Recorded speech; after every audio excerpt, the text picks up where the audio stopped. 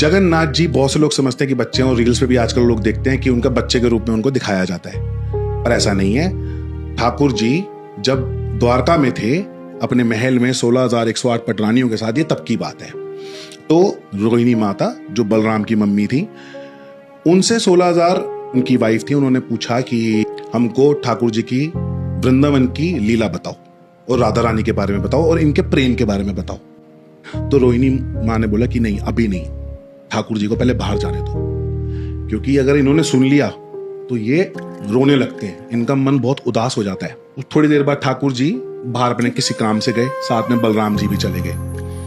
अब रोहिणी माता ने बोला कि ठीक है, मैं कथा बताती हूँ, और जो सुभद्रा जी थी, सुभद्रा जी को बोलती कि आप बाहर जाके खड़े हो जाओ, चेक करना कि जब ठाकुर जी आने तो बता देना, मैं कथा रोक दूंगी।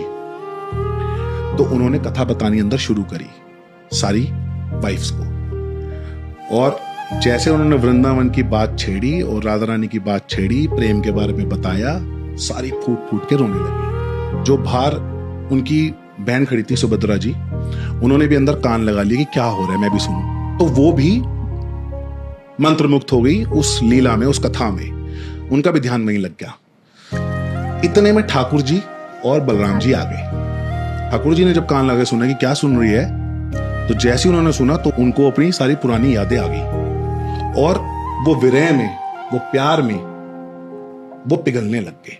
कहते हैं कि जो हम इंसान लोग जितना प्यार कर सकते हैं, जो हमारा अंत है प्यार, उसकी सिर्फ एक सीमा है, मतलब परसेंटेज के हिसाब से 1 या 2% हम प्यार कर पाते हैं। भगवान उस वक्त प्यार के 10वीं सीढ़ी तक पहुंच गए थे कि वो पिघलने लग गए थे, कि उनकी आंखें बड़ी हो गई, कि उनके हाथ एकदम अंदर चले गए और पिघलने लग गए थे।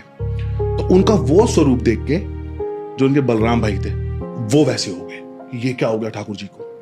और जब सुभद्रा जी ने देखा कि ये दोनों भाइयों को क्या हो गया, तो वो भी वैसे हो गई।